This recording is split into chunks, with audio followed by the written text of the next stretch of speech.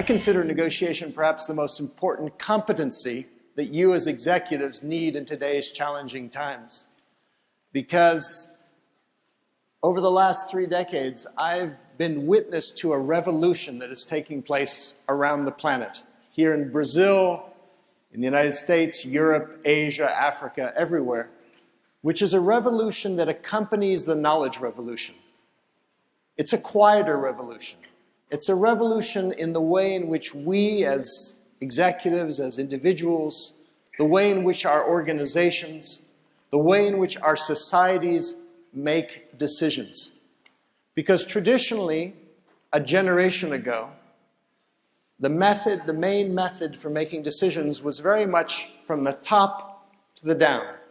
The people on the top of the organizational pyramids of power made the decisions, gave the orders, and the people on the bottom followed the orders. But now, because of the knowledge revolution, because of the internet, those organizational pyramids are flattening themselves slowly into networks of negotiation.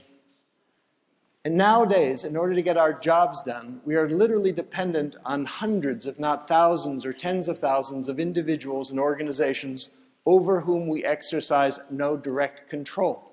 We can't simply give orders to our clients, to our partners, to our colleagues, to our bosses, not even to our employees. And so, in order to get what we need to negotiate. How do you set up a negotiating environment for success? How do you prepare for a negotiation? And then, perhaps the greatest power that we have in negotiation, in my view, in my experience, is the power to change the game. To fundamentally change the game from what it often is in negotiation. Sometimes it's a confrontation, there's a difficulty, confrontation with almost an adversary. How do we move it to cooperation? From backstage there, I was taking a look at that very beautiful presentation by Juan Carlos Martins, the beautiful symphony. That's an example of cooperation. That's an example of getting to yes. But when we go to our offices, it doesn't always look like that. It's not quite so beautiful. It's not like marketing and finance and or like the horns and the drums and the violins. No. So question is, how do we do that? How do we make beautiful music together? How do we get to that from the reality where we are, where we have a lot of difficulties? Because negotiation is critical. Going back to what we were just saying for a moment about the preeminent process for making decisions, I find that no matter how much power you have in this world, you still have to negotiate. I had the privilege of giving a talk a month or two ago in the White House, and I was talking to people about the president. Here's the president of the United States, the president of superpower. What does he do? Does he give orders? No. He spends his entire day, if you were to be a fly on the wall following President Barack Obama around, you'd find that he negotiates all the time. That's all he has to do. He has to negotiate with this interest group, with this group of legislators, with media, with foreign powers. He's negotiating all the time. So no matter how much power you have, we're always having to negotiate. The most important thing is that because we're negotiating all the time, we have the opportunity to learn, just like you're learning today.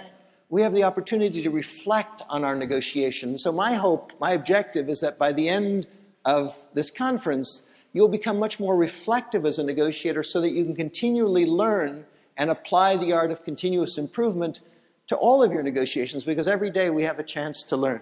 So that may be perhaps the most important objective. Okay. I think you're going to get a lot more value out of this morning is if you have in mind one challenging negotiation that you're currently facing. It might be a negotiation with your boss. It might be a negotiation with a colleague. It could be a personal negotiation. This is just for you, but I'm going to present a framework for how to deal with challenging situations in negotiation. And I think you'll get more value out of it if you have in mind, if you're applying it to some particular situation that you are currently facing. So just take a second for a moment and ask yourself, You could take more than one situation if you like, but at least take one. Who are the parties in this negotiation? What's the issue? What is it that you want? And what is it that they want? Okay.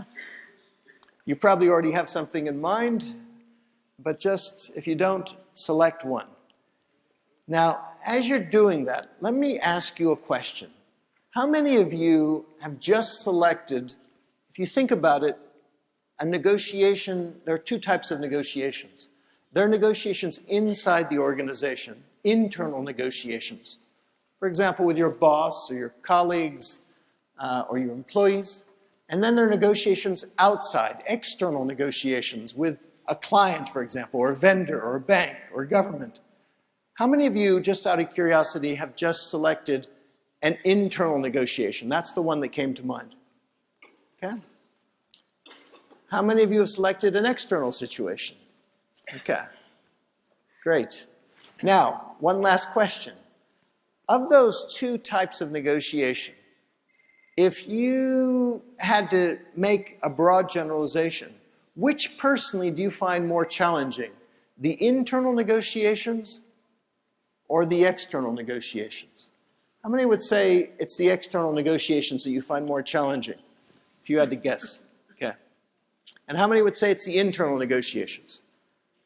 Okay, now what's interesting is, obviously both can be very difficult, and every negotiation often has an external aspect and an internal aspect, but what's interesting is the great majority of hands went up on internal.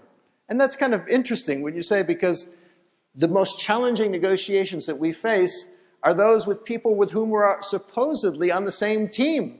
We're playing in the same orchestra. You know, we've got the same objectives and so on, but those are often the most challenging. And of course, perhaps even the most challenging are when you superimpose in a family business the emotional dynamics of a family on top of the internal dynamics of a business. Then the more internal, the more difficult. There are these three elements in any negotiation. It's like there are three balls that we have to keep our eyes on. One is the interests, because that's what negotiation's about. You're trying to satisfy your interests. The purpose of negotiation is not always to reach agreement. Ideally, you do reach agreement, but sometimes you don't. But the purpose is to make sure that your interests get satisfied. What do you really want in that situation? And power.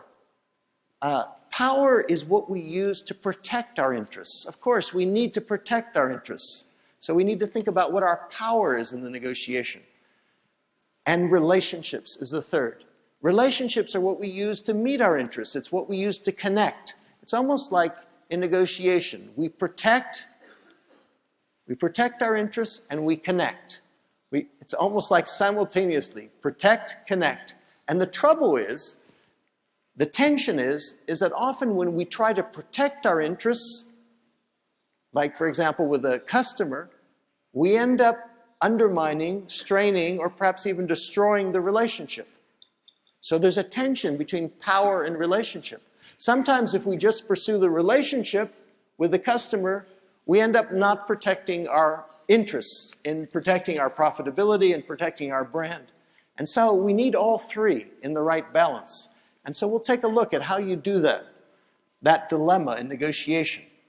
So if you think about it now, we've got these two stages, preparation and negotiation. We have these three dimensions of negotiation, the interests, the power, and the relationship. That gives us six question marks there, each one of which represents a certain power, a certain strategy that we can deploy in negotiation.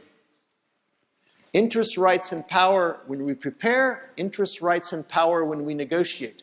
And those 6 strategies, if you combine them together, I've found, make a powerful strategy for maximizing our chances of reaching agreement that's good for us, that really satisfies our interests. The single biggest obstacle to us reaching agreement, to us being successful in negotiation, is not what we often think it is. We often think it's the other side. It's that difficult customer. It's that difficult boss. It's that difficult colleague. Sure, They can be difficult, no question about it. But in my experience, the single biggest obstacle to us achieving what we want in negotiation is not them, it's us. It's me. It's right here.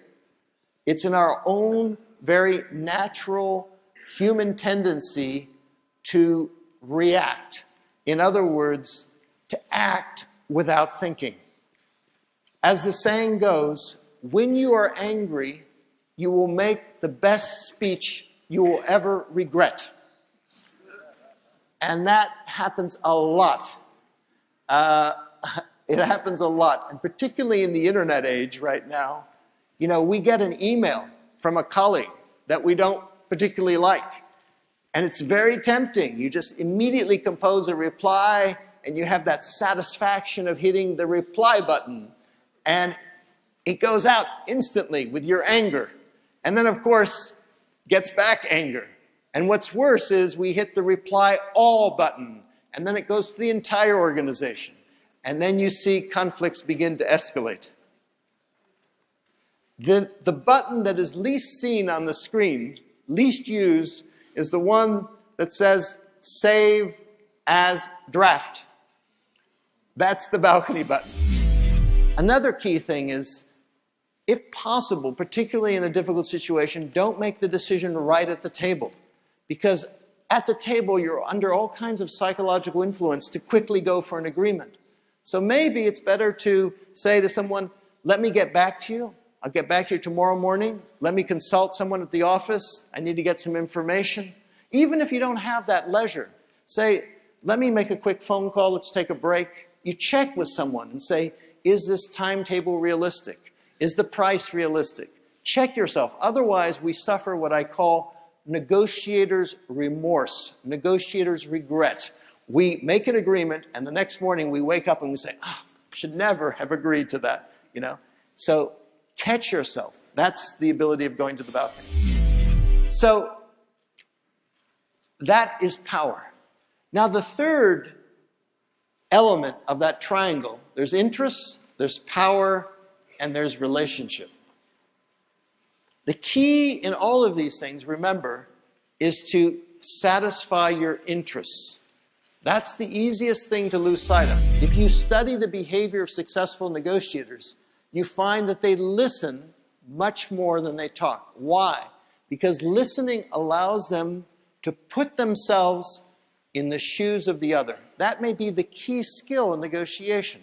There are many skills in negotiation, but surely the key one, if you think about it, what is negotiation? It's an exercise in influence. You're trying to change the other side's mind. The power of respect turns out to be key in negotiation, and largely it's by listening. So the whole idea here is to be able to step to the side of the other so that you can transform the situation from a face-to-face confrontation to side by side. You're both on the same side of the table. Instead of being on opposite sides of the table, glaring across the table to each other, you might literally be on the same side of the table facing the problem jointly. So that's preparation. So what we've talked about is how do you prepare your interests by going to the balcony. Balcony is the key foundation of successful negotiation. How you protect your interests. The key concept here is BATNA, your best alternative to a negotiated agreement. Your alternative, your walkaway alternative. And then the third is in relationship, where the key tool is the simple behavior of listening with our ears. So that's how you set up the negotiation for success.